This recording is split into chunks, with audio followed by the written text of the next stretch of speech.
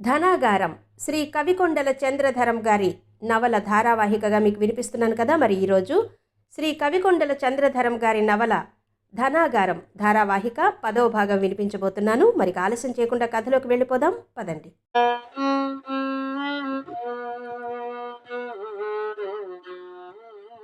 హైదరాబాద్ నుండి కోయంబత్తూరు వెళ్ళడానికి చెన్నైలో ఫ్లైట్ మారవలసి వచ్చింది. 2 ఫ్లైట్ల మధ్య 4 గంటల సమయం ఉంది. నటాషా, గణపతి ఎయిర్పోర్ట్ బయటకొచ్చారు. త్రిశూల్ నుంచి చోర్ బజార్కు రాను పోను క్యాబ్ మాట్లాడుకున్నారు. చోర్ బజార్ వద్ద పార్కింగ్ దొరకడం కష్టమైంది. చోర్ బజార్ వద్ద ఫ్రెంచ్ వాళ్ల షాప్ ఒకటి ఉంది. వాళ్ల తాత ముత్తాతలు ఫ్రెంచ్ ఆర్మీలో చేరి పాండిచ్చేరి వచ్చి ఇక్కడ నిలబడిపోయారు. వాళ్ళు నటాషాతో ఫ్రెంచ్ మాట్లాడుతుంటే తమిళం మాట్లాడినట్టే ఉంది. నటాషా అక్కడ కొన్ని వస్తువులు కొంది. వాటితో పాటు ఒక పెన్ నైఫ్ కొంది. షాప్ వాడు అది ఎంత షార్ప్గా ఉందో చూపించడానికి ఒక గొడ్డు చర్మంలో పొడిచి చూపించాడు. ఇట్టే దిగిపోయింది. ఆ పెన్ నైఫ్ను గణపతి కోటు జేబులో పెట్టడంతో మీనంబాకం ఎయిర్పోర్ట్లో పాస్ అయిపోయింది. ఆలస్యమైన ఫ్లైట్ కోయంబత్తూరు ఎయిర్పోర్ట్లో దిగింది. లాంజ్లోకి రాగానే ఒక వ్యక్తి నటాషాకు స్వాగతం అనే ప్లకార్డు పట్టుకుని నిలబడ్డాడు. ఇద్దరూ వెళ్ళి అతడు తెచ్చిన టాటా సఫారీలో కూర్చున్నారు. మెట్టుపాల్యంలో కారు కొంతసేపు ఒక రెస్టారెంట్ వద్ద ఆగింది. మళ్ళీ కారు బయలుదేరేటప్పుడు ఒక వ్యక్తి వచ్చి ముందు సీట్లో కూర్చున్నాడు. అతడి జునపాలు మెడ మీద జీరాడుతున్నాయి. డార్క్ కలర్ కళ్ళద్దాలు పెట్టుకున్నాడు. మెడలో స్టీల్ చైన్ లాకెట్టు వేలాడుతోంది. అలాంటి లాకెట్టులో హిడెన్ కెమెరా ఉంటుందని సింగరాజు చెప్పాడు. గణపతి అతడి ముఖం కేసి పరిశీలనగా చూశాడు. అతడు సికింద్రాబాద్ స్టేషన్ ఆల్ఫా హోటల్ వద్ద కనిపించినవాడు. తన పక్కన నిలబడి బండి ఇడ్లీ ప్లేట్లో పెట్టించుకుని తినకుండా పారేసినవాడు ఇతడే. ఇతడు ఎవరి మనిషి? ఈ దొంగల ముఠ చాలా విస్తృతంగా వ్యాపించినట్టుంది. బాధ ఏంటంటే తాను కూడా గాఢంగా ఈ సాలెగూడులో చిక్కుకుపోతున్నాడు. మొత్తానికి తనను అండర్ గ్రౌండ్ ముఠాలోకి లాగేసుకుంటున్నారు. నటాషా తనకిచ్చిన 30,000 అలాగే ఉన్నాయి. ఖర్చు పెట్టడానికి అవకాశమే దొరకలేదు. నటాషానే తనకు 2 జతల బట్టలు, ఒక లెదర్ జర్కిన్ కొనిచ్చింది. 30,000 త్రిపురాంతకం పంపుదామంటే కుదరడం లేదు. ఎవరో ఒకరి పేరు మీద మనీ ఆర్డర్ చేద్దామనుకుంటూనే చేయలేకపోయాడు. ఫోన్ చేయాలంటే ఎవరికి చెయ్యాలి? గంగిరెడ్డి గారికి ఫోన్ చేస్తే హఠాత్తుగా తను ఎక్కడికి వెళ్ళింది, ఏమని చెప్పాలి? ముందు కూర్చున్న వ్యక్తి ఒక న్యూస్ పేపర్లో చుట్టిన కొన్ని ఫోటోలు నటాషాకు అందించాడు. నటాషా ఫోటోలు తీసుకుని న్యూస్ పేపర్ పక్కన పెట్టింది. తెలుగు పేపర్ కావడంతో గణపతి చేతిలోకి తీసుకుని చదవసాగాడు. అందులో ఒక మూల గురజాలలో జరిగిన దొమ్మిలో గాయపడిన కాటమరాజు చికిత్స పొందుతూ మరణించాడని, ఆ రోజు రాత్రి కార్ఖానాలో ఉన్న కొత్త వ్యక్తి ఎవరో తెలుసుకోవడానికి ఎస్ఐ దుర్గారావు దర్యాప్తు చేస్తున్నాడని వార్త. గణపతికి గుండెల్లో రాయి పడింది. తను మెల్లమెల్లగా విషవలయంలో చిక్కుకున్నట్టనిపించింది. కారు ఊటీ కొండలు ఎక్కడం ప్రారంభించింది. చక్కటి పోక తోటలు, మానుపనస వృక్షాలు ఆరంభమయ్యాయి. యూకలిప్టస్ వాసన గుబాళిస్తోంది. వాతావరణం మెల్లగా చల్లబడసాగింది. కొండలన్నీ ఆకుపచ్చటి టీ తోటలతో నిండి ఉన్నాయి. కారులోకి యూకలిప్టస్, జామాయిల్ వాసనతో పాటు అరుదైన జిరానియం వాసన కూడా వస్తోంది. నీలగిరి సోయగాలు ఎందరినో మురిపిస్తున్నాయి. కారు ఊటీ టౌన్లో ఆగలేదు. దొడబెట్ట మార్గం పట్టింది. మధ్యలో తార్ రోడ్డు దిగి టీ తోటల మధ్య గుండా మలుపులు తిరిగి చాలా దూరం వెళ్ళింది. సూర్యాస్తమయం దగ్గర పడడంతో టీ తోటల్లో పనిచేసే ఆడకూలీలు తమ గంపలను యజమానులకు అప్పగించి బారులు తీరి ఇంటిదోవ పట్టారు. గణపతి ఆలోచిస్తున్నదేమిటంటే తిరిగి వెళ్లాలంటే ఎన్ని మలుపులు తిరిగి ఎక్కడకు వచ్చింది గుర్తుపెట్టుకోవాలి. కానీ తెలియటం లేదు. టీ తోటల్లోని దోవలన్నీ వక్రంగా ఉన్నాయి. మట్టి రోడ్లను గుర్తుపెట్టుకుందామంటే ఒక్క సైన్ బోర్డు కానీ, ఇల్లు కానీ, వాకిలి కానీ, టీ బడ్డీ కానీ కనిపించలేదు. కారు ఒక టీ గార్డెన్ లోపలికి ప్రవేశించి గెస్ట్ హౌస్ పోర్టికోలో ఆగింది. వాచ్మెన్ లాంటి మనిషి కారు వద్దకొచ్చాడు. అతడు ముతక ఊలుతో నేసిన నక్కతోలు లాంటి స్వెట్టర్ వేసుకున్నాడు. తలకు ఊలు మంకీ క్యాప్ పెట్టుకున్నాడు. అయ్యా, నా పేరు నల్లతంబి. ఇక్కడ వంటవాడిని. కేర్ టేకర్ కూడా నేనేనయ్యా అన్నాడు తమిళంలో. అతడి నెరిసిన మీసాలు రెల్లు పువ్వుల్లా ఉన్నాయి. గణపతికి తమిళం రాదు, కానీ తెలుగు తెరిమా అన్నాడు అతడితో. అందుకతడు, అయ్యా, నాకు చాలా భాషలు అర్థమవుతాయి, కానీ ఈమెవరో ఈ దేశం మనిషిలా లేదు. ఈవిడ భాష నాకు రాదు అన్నాడు. నల్లతంబి వచ్చిన వారిని లోపలికి ఆహ్వానిస్తుంటే కారు దిగని డ్రైవర్ పక్కన కూర్చున్న వ్యక్తి రేపొస్తాం అని సఫారీ డ్రైవ్ చేసుకుంటూ వెళ్ళిపోయారు. ఆ గెస్ట్ హౌస్లో డబుల్ బెడ్రూమ్ చాలా అందంగా ఉంది. మూడు వైపులా గోడలు లేకుండా గాజు పలకలు అమర్చారు. వాటికి అందమైన పూల కర్టెన్లున్నాయి. రూమ్ మధ్యలో ఉన్న బెడ్ గుండ్రంగా ఒక దీవిలా ఉంది. బాత్రూంకు స్లైడింగ్ డోర్ ఉండడమే కాకుండా లోపల స్నానం చేసేవారు ఒక నీడలా కనిపించేటట్టు బఫ్డ్ గ్లాస్ ఉంది. గెస్ట్ హౌస్ మధ్యలో పెద్ద హాలు, దాని నిండా సోఫాలు, కుర్చీలు, ఒక మీటింగ్ పెట్టుకోవడానికి అనుకూలంగా ఉంది. నటాషా, గణపతి హాల్లో కూర్చుంటే నల్లతంబి కెటిల్ నిండా వేడివేడి టీ తీసుకొచ్చిచ్చాడు. అయ్యా, డిన్నర్కు ఏం వండమంటారు అన్నాడు. నటాషాకు ఏం అర్థమైందో, ఏమేం వండాలో పెద్ద లిస్టు చెప్పింది. అంతా అయిన తర్వాత నల్లతంబి అన్నాడు తనకేమీ అర్థం కానట్టు. గణపతి అతనితో, నీ ఇష్టం వచ్చింది వండు, తినక చస్తుందా అన్నాడు. నల్లతంబి చిన్న చిరునవ్వు నవ్వి వెళ్ళిపోయాడు. నల్లతంబి అవుట్ హౌస్లోకి వెళ్ళగానే నటాషా హాలుకు లోపల బోల్ట్ పెట్టింది. తను వెళ్ళి స్నానం చేసి ఛాతీపైన టర్కీ టవల్ చుట్టుకుని వచ్చింది. ఆమె కొంచెం పొడగరి కావడంతో టవల్ పిరుదుల మీదకొచ్చింది. రోజు ఎక్సర్సైజ్ చేస్తుందేమో, అన్ని అవయవాలు ఫిట్గా ఉన్నాయి. నటాషా అందం ఐస్ క్రీం పార్లర్లా ఉంది. గణపతి ఆమె లిప్స్టిక్ తీసుకుని నుదుటిన బొట్టు పెట్టాడు. అప్పుడు ఆమె ముఖం తెల్లటి మంచుపైన రక్తపు చుక్క పడినట్టుంది. ల్యాప్టాప్ ఓపెన్ చేసిన నటాషా, బాత్రూంలోకి వెళ్ళి బాగా సబ్బు రుద్దుకొని స్నానం చేసిరా, చెమట కంపు పోయేటట్టు అన్నది. వాతావరణం చల్లగా ఉండడంతో గణపతికి స్నానం చేయబుద్ధి కాలేదు. కానీ ఎందుకో బాగా సబ్బు రుద్దుకోమందని స్నానానికి వెళ్ళాడు. ఇద్దరు డ్రెస్ చేసుకుని తలుపు తీసుకుని వరండాలోకొచ్చారు.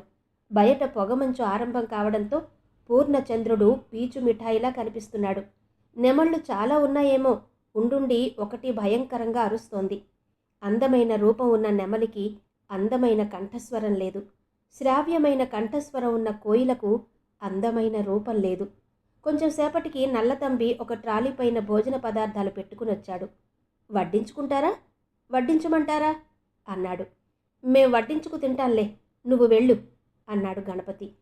పడుకునేటప్పుడు లోపల గడియలు జాగ్రత్తగా వేసుకోండి, ఎవరు తలుపు కొట్టినా తీయొద్దు. మరీ ఎవరైనా వచ్చారని అనుమానంగా ఉంటే ఈ మాయద్వారంలో నుంచి పాతాళ మాళిగలోకి వెళ్ళిపోండి, అప్పుడింకేం భయం ఉండదు అని బెడ్ క్రింద కార్పెట్ క్రింద ఉన్న ఒక రహస్య మార్గం చూపించాడు. ఏమిటి, గుహలు తవ్వుకోవడంలో మన టైప్లాగే ఉన్నారే అనుకున్నాడు గణపతి. ఇక్కడ అంత దొంగ భయం ఉందా అని అడిగాడు. దొంగలు కూడా ఉంటారు, దొంగలు కానివాళ్ళు కూడా ఉంటారు చెప్పాడతను. దొంగలు కానివాళ్ళ అంటే? ఆడకూతురు ముందు చెప్పేది కాదు. ఈవిడికేమీ అర్థం కాదులే, చెవిటివాడి వద్ద శంఖ ఊదినట్టే చెప్పు. దెయ్యాలా, ఆత్మలా? అవేవి కావు, మనుషులే బాబూ, గుండాలు. ఈ చోటే మంచిది కాదు, పాపాల పుట్ట. ఇక్కడ దొడబెట్ట పైదాకా వెళ్ళి చూడాలని కొందరు టూరిస్టులు వస్తుంటారు. పైదాకా బస్సులుండవు. అందులో ఎవరైనా కొత్త జంట ఒంటరిగా కనిపిస్తే చాలు, లిఫ్ట్ ఇస్తాము రండని జీపులో ఎక్కించుకుంటారు. కాళ్ళు ఇడ్చుకుంటూ ఎక్కే కన్నా లిఫ్ట్ ఇస్తున్నారు కదా అనుకుంటారు, జీప్ ఎక్కుతారు. వాళ్ళు టీ తోటల్లో ఎక్కడో గెస్ట్ హౌస్కు తీసుకువెళ్తారు. కొత్త వాళ్ళెవళ్ళకి ఈ తోటలు గుర్తుపట్టడం సాధ్యం కాదు. సెల్ ఫోన్ సిగ్నల్స్ ఉండవు. అక్కడ లోయలు, తోటలు చూపిస్తామని మాయమాటలు చెప్పి ఆడామగాని వేరు చేస్తారు. ఆడవాళ్ల బట్టలు విప్పేసి అందరూ అనుభవిస్తారు. అప్పుడు మగవాళ్లను వదులుతారు. అప్పటికే బట్టలు దాచేసి ఉంటారు. ఎవరికీ చెప్పవద్దని సారీలు చెప్పి బట్టలిచ్చి కొంత దూరం తీసుకుపోయి వదిలిపెడతారు. వాళ్ళెవళ్ళకి చెప్పుకోవడానికి ఉండదు. ఊటీలో పోలీస్ రిపోర్ట్ ఇచ్చినా ప్రయోజనం ఉండదు. ఆ మనుషులు కానీ, టీ తోటను కానీ, గెస్ట్ హౌస్ను కానీ కొత్తవారు గుర్తుపట్టలేరు. ఒకసారి మాత్రం నిజాయితీ గల పోలీస్ ఆఫీసర్ వచ్చాడు, చాలా కట్టడి చేశాడు. అప్పుడు అలాంటివి తగ్గిపోయాయి చెప్పాడు నల్లతంబి. నల్లతంబి, మరి నీవెక్కడుంటావు? నేను డిన్నర్ చేసి నీ దగ్గరకు వస్తాను అన్నాడు గణపతి. అయ్యా, అక్కడ దూరంగా ఉన్న చెక్కల ఇల్లు నాది. నేనే స్వయంగా కట్టుకున్నాను. చాలా చిన్నది, కానీ బాగుంటుంది. మీ ఇంట్లో ఎవరెవరుంటారు? నేనొక్కడినే బాబూ. ఇప్పుడు ఈ గార్డెన్ మొత్తం మన ముగ్గురమే ఉన్నాం. అందుకే జాగ్రత్త. డిన్నర్ చేసిన తర్వాత గణపతి వాకింగ్కు వెళ్ళొస్తానన్నాడు. తను కూడా వస్తానన్నది నటాషా. భయం లేకపోతే రా, బయట పురుగు పుట్రా ఉంటుంది అన్నాడు తెలుగులో. నటాషాకు ఏమర్థమైందో తలుపులు తాళం వేసి గణపతితో బయలుదేరింది. బయట మూడమంచు ఉండడం వల్ల విద్యుత్ దీపాలు బూజు పట్టినట్టు మసకగా వెలుగుతున్నాయి. చలిదేశం నుంచి వచ్చిన నటాషాకు ఆ వాకింగ్ చాలా ఆనందంగా ఉంది. గణపతికి చేతివేళ్లు కొంకర్లు పోతున్నాయి. ఎక్కడో ఒక తోడేలు అరుపు వినిపించింది. కొంచెం సేపటికి మేమున్నామంటూ అన్ని వైపుల నుంచి తోడేళ్ల అరుపులు వినిపించాయి. వాళ్ళలా వాకింగ్ చేస్తూ నల్లతంబి ఇంటికి చేరారు. చెక్కలతో కట్టిన ఇల్లు చాలా శుభ్రంగా ఉంది. నిజానికది ఒకటే గది. మధ్యలో పార్టిషన్ పెట్టడం వలన సగం వంటగది అయింది. ఆ గదిలో సగానికి కట్టిన అటక ఉంది. దాని మీదకు చేరడానికి నిచ్చెన లాంటి చెక్కమెట్లున్నాయి. అదేమిటి? అన్నాడు గణపతి అటకను చూపిస్తూ. అదే బెడ్రూమ్, పడుకోవడానికి మాత్రమే సరిపోతుంది అన్నాడు నల్లతంబి. నటాషా నిచ్చెన మీద నుంచి అటకెక్కి కూచుంది. అక్కడే పడుకుంటానన్నది. గణపతి నల్లతంబిని గెస్ట్ హౌస్లో పడుకోమని బయటకు పంపించి లోపల తలుపు గడియ పెట్టాడు. ఇద్దరూ చెక్కలతో చేసిన అటక మీద పరిచిన రగ్గు మీద పడుకున్నారు. గణపతికైతే పెళ్లి చేసుకోకుండానే హనీమూన్ వచ్చినట్టుంది. నటాషాను గట్టిగా కౌగిలించుకుని పడుకున్నాడు. ఇద్దరికీ బాగా నిద్రపట్టిన ఒక రాత్రివేళ గణపతికి మెలకు వచ్చింది. దూరంగా జీపు వచ్చి ఆగిన శబ్దం వినిపించింది. కానీ హెడ్లైట్లు లేవు. తను నటాషాని నిద్రలేపాడు. అటకపై నుంచి గెస్ట్ హౌస్ వైపు చూడ్డానికి వ్యూ గ్లాస్ ఉంది. అందులో నుంచి గెస్ట్ హౌస్ వైపు చూశారిద్దరు. కొంతమంది మనుషులు నడిచి వస్తున్న బోట్ల శబ్దం వినిపించింది. వాళ్ళు బ్యాటరీ లైట్ వేసి అద్దాల కిటికీలో నుంచి లోపలికి చూశారు. 2 సార్లు తుపాకీ గుండు పేలిన శబ్దం వినిపించింది. ఎవరో బాధతో మూలిగిన శబ్దం వినవచ్చింది. కొంచెంసేపు తర్వాత జీపు కదిలి వెళ్ళిపోయింది, హెడ్లైట్లు లేకుండానే. ఇంతకు మూలిగిందెవరు? వాళ్ళు నల్లతంబిని చంపేయలేదు కదా? గణపతి గుండెల్లో రాయి పడినట్టుంది. సూర్యోదయం ఆలస్యంగా అయ్యే కాలం. మంచు కురవడం వలన టైము తెలియలేదు. నల్లతంబి వచ్చి తలుపు కొట్టాడు. గణపతి తలుపు తీశాడు. తంబి, రాత్రి నీవెక్కడ పడుకున్నావు? గణపతి అడిగాడు. గెస్ట్ హౌస్ వరండాలో. రాత్రి బాగా నిద్ర పట్టిందా? ముందర పట్టింది, తర్వాత పోయింది. రాత్రొచ్చారుగా గూండాలు. ఎవడో నా కాలు తొక్కాడు. కొంచెం మూలిగి వరండాలో నుంచి క్రిందకు దొర్లి దాక్కున్నా. మీరు ఇక్కడ పడుకోవడం మంచిదయింది అన్నాడు నల్లతంబి. వాళ్ళేం చేశారు? తుపాకీతో తాళం పగలగొట్టారు. అయితే మా బ్యాగులు ఎత్తుకుపోయారన్నమాట. వాళ్ళు దొంగలు కాదు, గూండాలు. వస్తువులేమీ ఎత్తుకుపోరు. ఎవరైనా పిల్ల దొరికితే పార్టీ చేసుకుందామని వస్తారు. బయట తాళముందిగా, మరి వెళ్ళిపోవాలిగా. వాళ్ళు తాళాన్ని నమ్మరు. కొందరు లోపల ఉండి బయట తాళం వేయించుకుంటారని వాళ్లకు తెలుసు. పోలీసులకు చెబితే వాళ్ళు మీ వస్తువులు ఏమేం పోయాయో చెప్పమంటారు. వస్తువులు పోకపోతే ఏం చెబుతారు? ఏం జరిగిందో చెప్పొచ్చు కదా. ఇది చాలా పాపభూమి సార్. ఇక్కడ జరిగేవేమీ మంచి పనులు కావు. మీరెవరో నాకు తెలీదు, ఎందుకొచ్చారో తెలీదు. ఆడామగ ఈ గెస్ట్ హౌస్లో పాపాలు చేయడానికే వస్తారు. వాళ్ళేం పోయినా పోలీసులకు చెప్పరు. అసలు ఈ గెస్ట్ హౌస్ ఎవరిది? అసలు యజమాని ఆస్ట్రేలియాలో ఉంటాడు. ఆయనొక నవాబు. ఇక్కడ ఒకళ్ళకి చూస్తుండమని ఇచ్చాడు. వాళ్ళు చెన్నైలో ఉంటారు. ఇక్కడ కరుణాకర్ అని ఊటీలో బార్ యజమాని. అతడే ఈ గెస్ట్ హౌస్ ఎవరికైనా బుక్ చేసేది.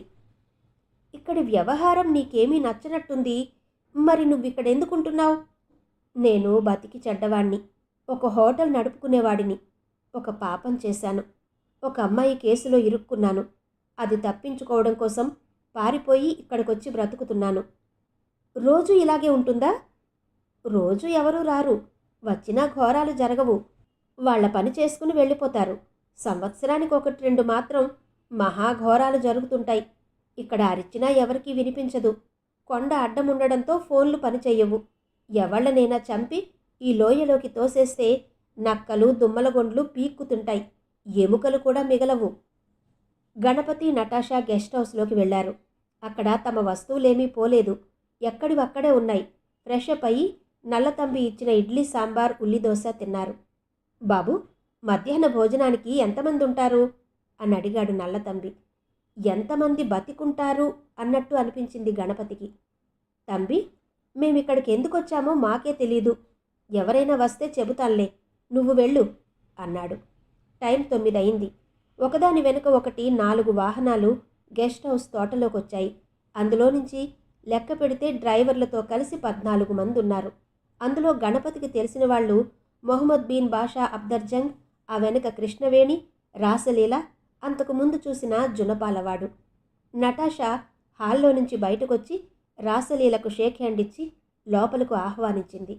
రాసలీల వెంట మనోహర్ రాలేదు. రాసలీల నటాషాకు అఫ్దర్జంగ్ను మాన్సింగ్ను పరిచయం చేసింది.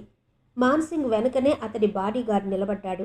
గణపతిని ఎవరూ పరిచయం చేయకపోయినా నటాషాకు వెనకగా నిలబడ్డాడు. గణపతికి అఫ్దర్జంగ్ షేక్ హ్యాండ్ ఇచ్చాడు, అపరిచితుడులాగానే. పరిచయాలు, టీ బిస్కెట్లు అయిన తర్వాత మీటింగ్ మొదలైంది. రాసలీల గణపతి బయటకు వెళ్ళిపోవాలని కోరింది.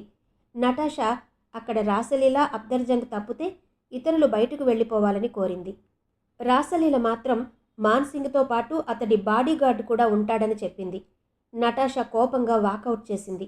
అఫ్దర్జంగ్ కల్పించుకుని మాన్సింగ్ బాడీగార్డు మాత్రం బయటకు వెళ్తాడని, 2 ఆడవాళ్లు 2 మగవాళ్లం కూర్చుని మాట్లాడుకుందామని ఇరు వర్గాలను ఒప్పించాడు. తలుపులు మూసుకుని చర్చలు మొదలుపెట్టారు. బయటకొచ్చిన గణపతి ఒక్కసారి సింహావలోకనం చేశాడు.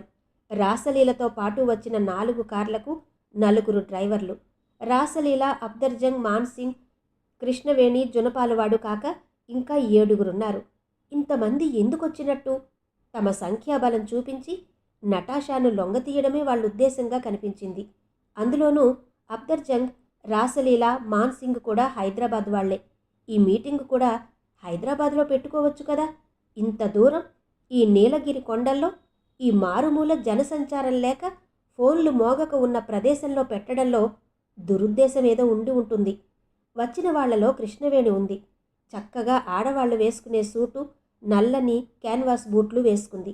నడకలో కుంటిదనం ఇంకా కొంచెం కనిపిస్తోంది. కృష్ణవేణి గణపతికి కన్నుగీటి దూరంగా వెళ్ళిపోయింది. గణపతి కూడా ఏమీ ఎరగనట్టు దూరంగా కృష్ణవేణి దగ్గరకు వెళ్ళాడు. కృష్ణవేణి గణపతిని ఇలా అడిగింది, నువ్విక్కడికెందుకొచ్చావు? నువ్వెందుకొచ్చావు? నేను రాసలీలకు, అఫ్దర్జంగ్కు కమాండోగా వచ్చాను. నేను నీ ఆపోజిట్ పార్టీతో వచ్చాను. కాకపోతే నేనెవరికి బాడీగార్డ్ను కాను, నీలాగా కాంట్రాక్ట్ కిల్లర్ను కాను. అందుకే నేను నిన్నివతలకి పిలిచింది. ఇక్కడ మీటింగ్ ఎలాగూ చినికి చినికి గాలివాన అవుతుంది, చివరికి ఫైరింగ్లోకి దిగుతుంది. అందుకే నిన్ను వెళ్ళిపోమ్మంటున్నా. మధ్యలో నేనెందుకు వెళ్ళిపోవాలి? ఎవరైనా నన్ను కాల్చి చంపమని నీకు సుపారీ ఇచ్చారా? నీకు సంబంధం లేదు, కానీ క్రాస్ ఫైరింగ్లో చిక్కుకుంటావు అంది కృష్ణవేణి. నువ్వు షార్ప్ షూటర్వని నాకు తెలుసు. నన్ను కాల్చదలుచుకుంటేనే కాలుస్తావు. అయ్యో గణపతి, అలా కాదు. షార్ప్ షూటింగ్ అసాసినేషన్స్లో పనికొస్తుంది. ఇక్కడ ర్యాండమ్ ఫైరింగ్లో అతి వేగంగా గుండ్లు పంప్ చేయవలసి వస్తుంది. గురి చూసేటంత సమయం ఉండదు. బుల్లెట్ ఎవరికి తగులుతుందో తెలీదు ఆదుర్దాగా చెప్పింది కృష్ణవేణి. అయితే నువ్వు నటాషాను చంపడానికి వచ్చావన్నమాట. కృష్ణ, ఒక్క మాట చెప్పు. రాసలీల, అఫ్దర్జంగ్ కలిసి ఒక పార్టీనా? వారి మధ్య విభేదాలున్నాయా? వాళ్ళిద్దరికీ మధ్య పేచీ ఉంది, కానీ ఇద్దరికీ నటాషా నుంచి డబ్బులు రావాలి. మధ్యలో మాన్సింగ్ గాడెవడు? వాడికి అంతో ఇంతో రావాలి. జునపాలవాడు వాడి మనిషి. అసలు గూండాయిజం వాడి చేత చేయిస్తారు. మీ వైపు గన్స్ ఎంతమంది దగ్గరున్నాయి? తెలీదు. నీ దగ్గర ఎన్ని బుల్లెట్స్ ఉన్నాయి? చెప్పను. నువ్వు మొండిదానివన్నమాట. పోనీలే, నటాషాను వేసేస్తే వాళ్ళు నీకెంతిస్తారో దానికి డబుల్ నేనిస్తాను. నువ్వు ఎదురు తిరిగి రాసలీలను, మాన్సింగ్ను వేసేయి. అమ్మో, అలా చెయ్యను. పోనీ మాన్సింగ్ను, రాసలీలను, అఫ్దర్జంగ్ను ముగ్గురిని వేసేయి. నువ్వెంత అడుగుతావో చెప్పు. అలా చెయ్యను. డబ్బిస్తే నీకు ఏ విరోధమూ లేని నటాషాను వేసేస్తావన్నమాట. ఒక్కసారిగా గణపతి కృష్ణవేణిని అగాధమైన లోయలోకి తోసేశాడు. అక్కడ ఉన్న లోయ సామాన్యమైంది కాదు. అక్కడి నుంచి ఎటువైపుకు కాలిబాట కూడా లేదు. రాత్రి తోడేళ్లు కూడా ఆ లోయలో నుంచే అరిచాయి. అసలు ఆ గెస్ట్ హౌస్లో ఉన్న గొప్ప రహస్యమే అది. ఎవరినైనా చంపి లోయలోకి విసిరేస్తే నక్కలు, తోడేళ్లు, దుమ్మలగుండ్లు, ఇంకేం మృగాలుంటాయో ఎముకలు కూడా దొరకకుండా భోంచేస్తాయి. ఇక ఏ ఆధారమూ దొరకదు. కృష్ణవేణికి ఇంకా కొంత ఆయుష్ ఉంది. పడిపోతూ ఒక చెట్టు వేరును దొరకపుచ్చుకుని వ్రేలాడగలిగింది. కానీ ఎంతసేపు? గణపతి తాను అంతకు మునుపు సిద్ధం చేసుకున్న తాడును క్రిందికి విడిచాడు. కృష్ణవేణి తాడు పట్టుకుని పైకి పాక్కుంటూ వచ్చింది. గణపతి చెయ్యి అందించి కృష్ణవేణిని పైకి లాక్కున్నాడు. పైకి వచ్చిన కృష్ణవేణి గణపతి చెంప చెల్లుమనిపించింది. ఇదే నా స్నేహం అన్నది. గణపతికి చెంప చుర్రుమన్నా కోపగించుకోకుండా చిన్న చిరునవ్వు నవ్వాడు. చూసావా, నీ ప్రాణం ఒకటి, ఎదుటి వాళ్ల ప్రాణమవుతే ఒకటినా? నువ్వు సీతారామయ్య గారి ఆశ్రమం నుంచి పారిపోయి మాతో రావడం వలన ఆ తరువాత నేను చిన్నయ్య వాళ్ళ చేతుల్లో ఎన్ని దెబ్బలు తిన్నామో తెలుసా? మేము తిప్పికొట్టామనుకో, అది వేరే విషయం. నువ్వు నన్ను ఇదేనా స్నేహం అని అడుగుతావా? నిన్ను ఎలిమినేట్ చేస్తే నా శత్రుబలం సగం తగ్గుతుంది. నా లాజిక్ నాకుండదా? అన్నాడు గణపతి. కృష్ణవేణి ఏమీ మాట్లాడలేదు. కంటి నుంచి కొన్ని కన్నీటి చుక్కలు జారి కోటు మీద పడ్డాయి. 3 గంటల వాదనల తర్వాత కూడా వాళ్ల మధ్య ఏమీ సామరస్యం కుదరలేదు. ఒకళ్ళు చెప్పింది మరొకళ్ళు ఒప్పుకోలేదు. కోపంగా రాసలీల, అఫ్దర్జంగ్ కొంతమంది మనుషుల్ని తీసుకుని వెళ్ళిపోయింది. కృష్ణవేణిని కూడా రాసలీల తీసుకువెళ్ళిపోయింది. ఇంకా అక్కడ బొలీరియా జీప్ నడుపుకొచ్చిన జునపాలవాడు, మాన్సింగ్, అతడి బాడీగార్డు మిగిలారు. నటాషా లంచ్ చేద్దామంది మాన్సింగ్తో. నల్లతంబి జునపాలవాడికి, బాడీగార్డుకు భోజనం ప్లేట్లో పెట్టి బయటిచ్చేశాడు. ఇక గణపతి, మాన్సింగ్, నటాషా తమ బెడ్రూంలో కూర్చుని లంచ్ చేశారు. మాన్సింగ్కు ఫ్రెంచ్ భాష బాగా వచ్చు. నటాషాకు నయానా భయానా ఎన్నో విధాల నచ్చ చెప్పాడు. లంచ్ అవగానే మాన్సింగ్ బాడీగార్డొచ్చి ఆయన పక్కన నిలబడ్డాడు. నటాషా మాన్సింగ్తో మాట్లాడుతూనే తన ముఖ్యమైన వస్తువులు బ్యాగ్లోకి సర్దేసుకుంది. గణపతి అర్థం చేసుకున్నాడు నటాషా వెళ్ళిపోవడానికి సిద్ధమైందని. నటాషా మాన్సింగ్కు ఏం చేసుకుంటావో చేసుకోమని చెప్పింది. ఆడదైనా ఆమె ధైర్యానికి గణపతి ఆశ్చర్యపోయాడు. మాన్సింగ్ తలుపుకు అడ్డంగా నిలబడ్డాడు. తను చెప్పింది ఇవ్వకుండా అక్కడి నుంచి వెళ్లలేవని. నటాషా బెదరకుండా ఇంకా గట్టిగా మాట్లాడింది. మాన్సింగ్ తన గార్డుకు సైగ చేశాడు. అతడు తన బొడ్డులో దోపుకున్న గన్ బయటకు తీసి ఎక్కుపెట్టి పైకి ఒక బుల్లెట్ కాల్చాడు. అప్పటి వరకు రాయిలాగా నిలబడిన గణపతి గన్ చూడగానే ఇక ఆలస్యం చేయకూడదని బ్రాస్ ఫ్లవర్ వాజెత్తి బాడీగార్డు చేతి మీద కొట్టాడు. ఆ దెబ్బకు కిటికీ అద్దం పగిలి గన్ వెళ్లి వెనకనున్న తోటలో పడింది. గార్డుకు గణపతిని ఎదుర్కోవలసిన అగత్యం వస్తుందని అనుకోలేదు. రివాల్వర్ పడిపోవడంతో కోపగించి గణపతి ముక్కు మీద బలంగా గుద్దాడు. గణపతికి ముక్కులో నుంచి రక్తం కారింది. గణపతికి 2 క్షణాలు తల తిరిగినట్టు అనిపించింది. అంతలో అతడు గణపతి పొట్టలో 2 గుద్దులు గుద్దాడు. 2 చేతులతో పొట్ట పట్టుకునేటప్పటికీ అతడి వీపు మీద మోచేత్తో మరో పోటు పొడిచాడు. గణపతి తమాయించుకుని ఒక చేత్తో అతడి జుట్టు, ఇంకో చేత్తో కాలరు దొరకపుచ్చుకుని గిరగిరా తిప్పి విసిరేశాడు. అతడి తల గోడకు బలంగా తగలడంతో స్పృహ తప్పి నేలమీద పడిపోయాడు. ఈ లోపున మాన్సింగ్ తన కోటు లోపల దాచుకున్న వరలో నుంచి చురకత్తిని బయటకు తీశాడు. నటాషా అప్పటికే తన పెన్ నైఫ్ను బయటకు తీసి మాన్సింగ్తో తలపడింది. నటాషా అతడి కోటును పీలికలు చేయగలిగింది గాని గట్టిగా గాయపరచలేకపోయింది. మాన్సింగ్ మాత్రం తన కత్తితో నటాషా బొడ్డు కింద పొడిచాడు. రక్తం బొటబొట బయటకు చిమ్మింది. గణపతి మాన్సింగ్ను క్రింద పడేట్టు తోసేసి నటాషా నడుం చుట్టూ చేయి వేసి గాయాన్ని అదిమిపట్టి బయటకు లాక్కుపోయాడు. జునపాలవాడు బయట ఒక చెట్టు కింద కూర్చుని బీడీ తాగుతున్నాడు. అతడికి లోపలేం జరిగింది తెలీదు. గణపతి బొలీరియా జీపు వెనక డోరు తెరిచి నటాషాను అందులోకి ఎక్కించి తను ముందు డోరు తెరిచి డ్రైవర్ సీట్లో కూర్చోగానే జునపాలవాడు పరిగెత్తుకుంటూ వచ్చి డోరు పట్టుకు వేళ్లాడాడు. గణపతి అప్పటికే ఇగ్నిషన్ కీ తిప్పి బండిని బాగా రైజ్ చేశాడు. బొలీరియాను అతివేగంగా ఒక చుట్టు తిప్పి డోర్ గేటు దిమ్మకు తగిలేటట్టు పోనిచ్చాడు. కారు డోర్తో పాటు వ్యూ గ్లాస్తో సహా జునపాలవాడు ఊడి అవతల పడ్డాడు. గణపతి ఎలాగైతేనేం కారును దొడబెట్ట నుంచి ఊటీ ఊరిలోకి తీసుకొచ్చాడు. ఎక్కడ హాస్పిటల్ ఉందో అర్థం కాలేదు. ఊటీ ఊరు మధ్యలో ఉన్న రేస్ కోర్స్ చుట్టూ ఒక ప్రదక్షిణం చేశాడు. చివరికి ఒక ప్రసూతి ఆసుపత్రి కనిపించింది. కారాపి గణపతి నటాషాని ఎత్తుకుని లోపలకు తీసుకువెళ్లాడు. లోపల ఒకరిద్దరు గర్భవతులు అటూ ఇటూ వాకింగ్ చేస్తూ కనిపించారు. గణపతి నటాషాను డైరెక్ట్గా లేబర్ రూంలోకి తీసుకుపోయాడు. ఆ ప్రైవేట్ నర్సింగ్ హోంలో ఆ సమయంలో డాక్టర్ అమ్మ లేదు. ఒక నర్సు, 2 ఆయాలు మాత్రమే ఉన్నారు.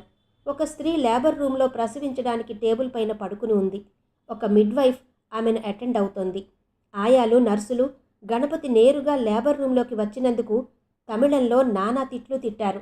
గణపతిని తరిమేయడానికి ప్రయత్నించారు. గణపతి వాళ్లను చాలా బ్రతిమిలాడాడు. నటాషా గాయం చూపించి కుట్లు వేయమని. వాళ్ళు మూర్ఖంగా డాక్టర్ సెలవులో ఉంది, ముందు బయటకు పొమ్మన్నారు. గణపతి కోటు జేబులో నుంచి 10,000 రూపాయల కట్టలు 2 తీసి టేబుల్ మీద పడేశాడు. ఈ డబ్బులు తీసుకుని కుట్లు వేయకపోతే చంపుతానని అక్కడున్న సిజేరియన్ నైఫ్ చేతిలోకి తీసుకున్నాడు. వాళ్ళేమనుకున్నారో ఏమో, కారే రక్తాన్ని తుడిచి క్లీన్ చేసి కుట్లు వేసి పైన కాటన్ బ్యాండేజీలు పెట్టి ప్లాస్టర్ వేసేశారు. 2-3 ఇంజెక్షన్లు పొడిచి పెద్దాసుపత్రికి తీసుకెళ్లమన్నారు. పెద్ద ఆసుపత్రి అంటే ఎక్కడుంది? గణపతి గట్టిగా అరిచాడు. కోయంబత్తూరు గాని చెన్నై గాని తీసుకుపోవాలి, ఇక్కడెక్కడా లేదు అన్నారు వాళ్ళు. గణపతి నటాషాను కారు వెనక సీట్లో పడుకోబెట్టి రక్తం చేతులతోనే స్టీరింగ్ ముందర కూర్చుని యాక్సిలేటర్ తొక్కాడు. ఆపరేషన్ థియేటర్ నుండి నటాషాను తీసుకొచ్చి రికవరీ రూమ్లో పడుకోబెట్టారు. సెలైన్తో కలిపి మెట్రోజిల్ డ్రిప్ నడుస్తోంది. ఇంకా మత్తు దిగలేదు. డాక్టర్ వచ్చి చూశాడు రికవరీ ఉందా లేదా అని. కోయంబత్తూరులో అది అంత పెద్ద హాస్పిటల్ కాదు. ఇంగ్లీష్, తమిళంతో పాటు తెలుగులో కూడా బోర్డు ఉండడంతో ఆ హాస్పిటల్లోకి నటాషాను తీసుకువెళ్లాడు. వాళ్ళు ముందర అడ్మిషన్ ఒప్పుకోలేదు. ఆమెకేమైనా బాధ్యత తనదేనని అండర్టేకింగ్ ఇవ్వడం వల్ల అడ్మిట్ చేసుకున్నారు. అక్కడే ఉన్న గణపతిని డాక్టర్ తన ఛాంబర్కు పిలిపించుకున్నాడు. ఈమె చూస్తే ఫారినర్లాగా ఉంది, ఈమె నీకేమవుతుంది అని అడిగాడు. ఈమె రష్యన్ జాతి స్త్రీ, అయినా ఈజిప్ట్లోనూ ఫ్రాన్స్లోనూ పెరిగింది.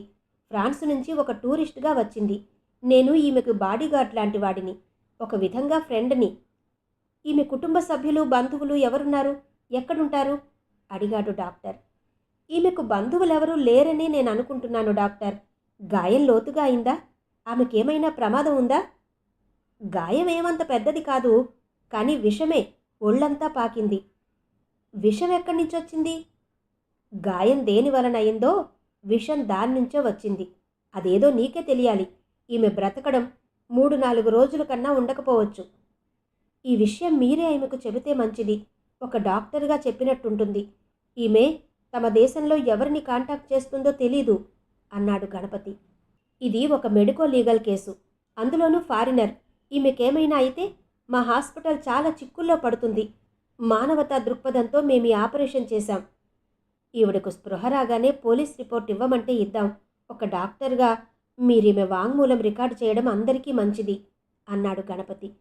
మీరీమెను ఇక్కడి నుండి తీసుకువెళ్ళిపోతే మా వరకు మేం కేసులో ఇరుక్కోకుండా ఉంటాం అన్నాడు డాక్టర్. గణపతి తల పట్టుకున్నాడు. బుర్ర గిర్రున తిరిగింది.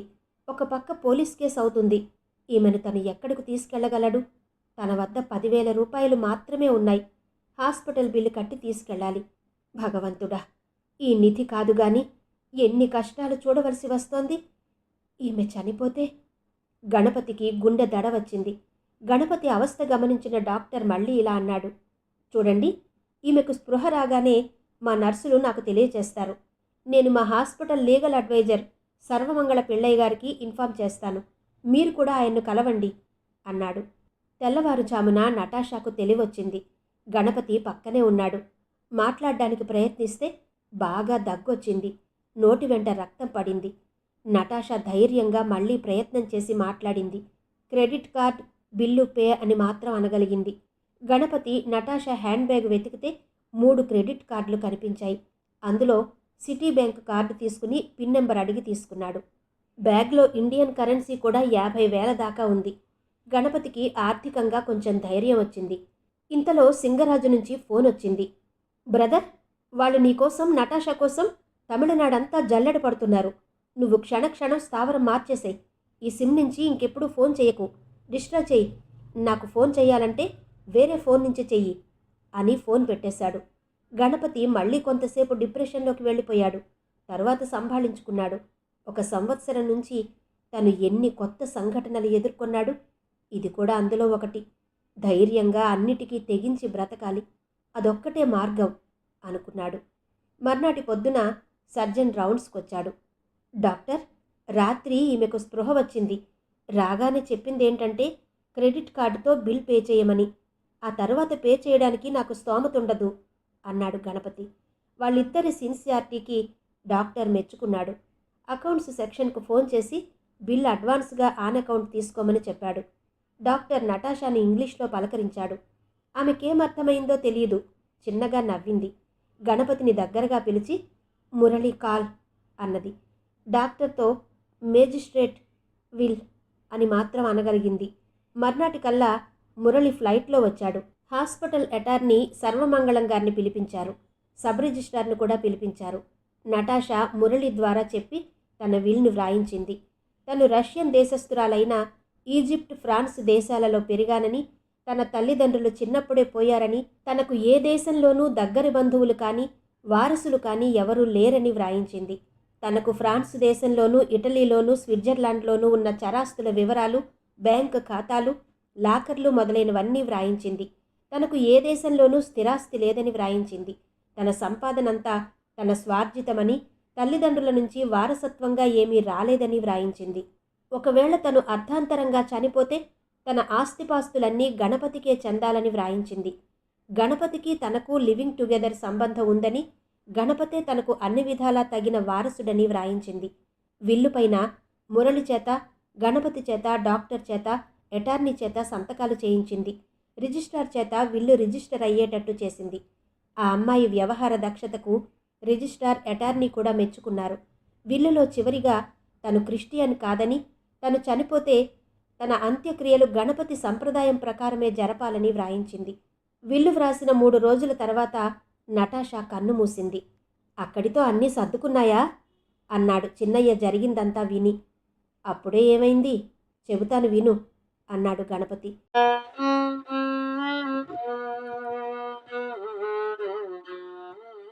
ధనాగారం ధారావాహిక నవల 10వ భాగం విన్నారు కదా. మిగిలిన కథ తర్వాతి భాగాల్లో వినిపిస్తాను. అంతవరకు సెలవు. నమస్తే.